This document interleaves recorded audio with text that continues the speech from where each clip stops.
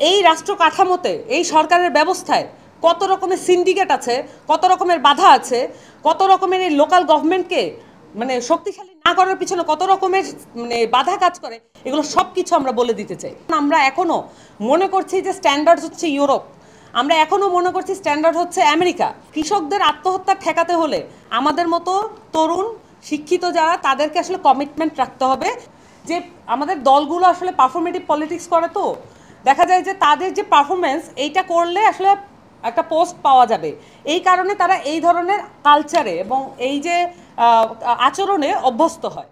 এই কারণে তারা দেখা যায় যে তারা নিজেরাও খেয়াল করে না ছাত্র জীবনে তার যে বিপ্লবী অবস্থান ছিল সেটা কবে কবে কালের গহ্বরে এটা মিশে গেছে, এটা সে নিজেও খেয়াল করে না। কিন্তু আমাদের একটা সুযোগ, আমরা কিন্তু একদম ট্রানজিশনটা ড্রাস্টিকলি হয়েছে। এর কারণেই আমরা স্পষ্টতই বুঝতে পারছি যে ক্যাম্পাসের রাজনীতি এবং মেইনস্ট্রিম রাজনীতি, যেটা মানে আমাদের ন্যাশনাল লেভেলে যেটা চলে, সেইটা আসলে কতটা পার্থক্য।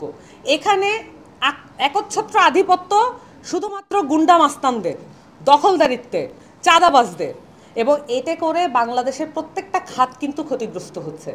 দেখেন, কৃষি নিয়ে কথা বলার জন্য কিন্তু আমরা এখানে যারা শিক্ষিত মানুষজন বসি, আমাদের চেয়ে অনেক বেশি জানেন আমাদের কৃষক ভাইয়েরা, আমাদের কৃষক চাচারা, অনেক বেশি তারা জানেন। তারা কিন্তু বাতাসের গতি প্রকৃতি বুঝতে পারেন, শুধুমাত্র তার গায়ে বাতাস লাগলেই, তার গায়ে রোদ লাগলেই কয়টা বাজে এটা বুঝতে পারেন। তারা সূর্য দেখে বলে দিতে পারেন এখন কোন ওয়াক্ত চলছে। এই যে তাদের যে ন্যাচারাল সেন্স, এই ন্যাচারাল সেন্সকে, এই নলেজকে আমরা কখনোই আমাদের পলিটিক্সে জায়গা করে দিতে পারি নাই। এটা পারি নাই কারণ আমরা এখনও মনে করছি যে স্ট্যান্ডার্ড হচ্ছে ইউরোপ, আমরা এখনও মনে করছি স্ট্যান্ডার্ড হচ্ছে আমেরিকা। কিন্তু স্ট্যান্ডার্ড আপনার এশিয়া থেকে আপনার স্ট্যান্ডার্ড দাঁড়াচ্ছে। হান্নান মাসুদ যেটা বলেছেন, আমি তার কথার সূত্র ধরে বলি, বিপ্লবী রাজনীতি অবশ্যই দরকার। এখন এই জায়গায় আপনি একটু কল্পনা করেন যে বাংলাদেশের ঢাকা যেই আমাদের যে কৃষি পণ্য আসে, বিভিন্ন জায়গা থেকে তো কৃষি পণ্য আসে, নরসিংদী থেকে আসে, মাদারীপুর থেকে, বিভিন্ন জায়গা থেকে কৃষি পণ্য আসছে। যদি এমন হতো যে যে জায়গায় সেই জায়গার খাদ্য আপনাকে ওই জায়গা থেকে উৎপন্ন করতে হবে, ওই জেলা থেকে উৎপন্ন করতে হবে, আপনার ট্রান্সপোর্টেশন কস্ট কমতো নাকি কমতো না? কিন্তু এটা করতে দিবে না ট্রান্সপোর্টেশনের সিন্ডিকেট, এবং এটা মেনটেন করে পলিটিক্যাল পার্টিগুলো। আমাদের একটা সুযোগ আছে, দেখেন আমরা একটা নতুন পলিটিক্যাল পার্টি করেছি, আমরা এখনই সব কিছু আপনাদেরকে জানিয়ে দিতে চাই, এবং এটা আমরা পার্লামেন্ট পর্যন্ত এই কালচারটা নিয়ে যেতে চাই। যদি পার্লামেন্টে আল্লাহ আমাদের সুযোগ দেয় এবং দেশের মানুষ যদি আমাদেরকে ম্যান্ডেট দেয়, এই রাষ্ট্র কাঠামোতে এই সরকারের ব্যবস্থায় কত রকমের সিন্ডিকেট আছে, কত রকমের বাধা আছে, কত রকমের এই লোকাল গভর্নমেন্টকে মানে শক্তিশালী না করার পিছনে কত রকমের মানে বাধা কাজ করে, এগুলো সব কিছু আমরা বলে দিতে চাই। এখন কৃষকদের যে কাজের পরিধি, এবং আপনারা এটাও জানেন যে তাদের সার এবং তাদের যে বীজ, এগুলো নিয়ে বাংলাদেশের কর্পোরেট অলিগার্করা কি পরিমাণ দখলদারিত্ব করেছে, এবং এতে করে কত কৃষক আত্মহত্যা করছেন, এটা আপনারা জানেন।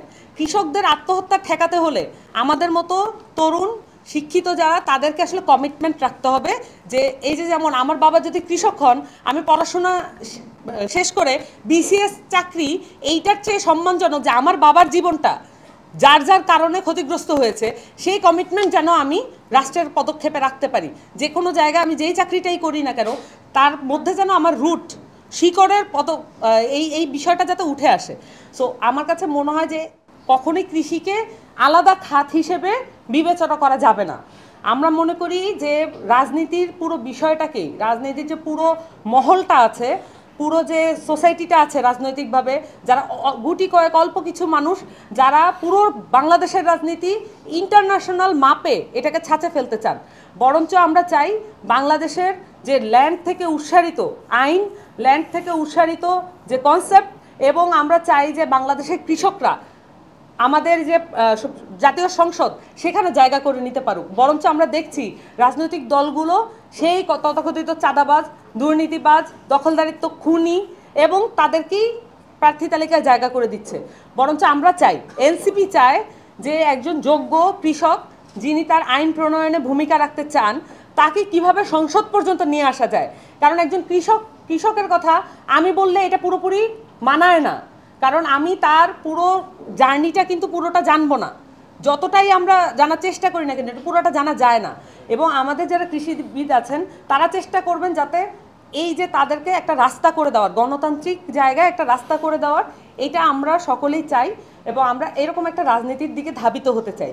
আশা করি যে আমাদের যে কৃষিবিদ অ্যালায়েন্স আছে তারা এই লক্ষ্যে কাজ করবে, সেই সাথে বাংলাদেশের যে কৃষি সম্প্রসারণ এবং আমাদের প্রত্যেকটা জেলার কৃষি এবং খাদ্য উৎপাদনের সক্ষমতা, এগুলো নিয়ে তারা কাজ করবে এবং বাংলাদেশে কৃষিকে আধিপত্যবাদ বিরোধী একটা সংগ্রামের জায়গা থেকে দেখবে, কৃষককে আধিপত্যবাদ বিরোধী সংগ্রামীর জায়গা থেকে দেখবে এবং আমরা সেই পলিটিক্সটা আসলে ধারণ করি এবং সেইটা আমরা সামনে এগিয়ে নিয়ে যেতে চাই।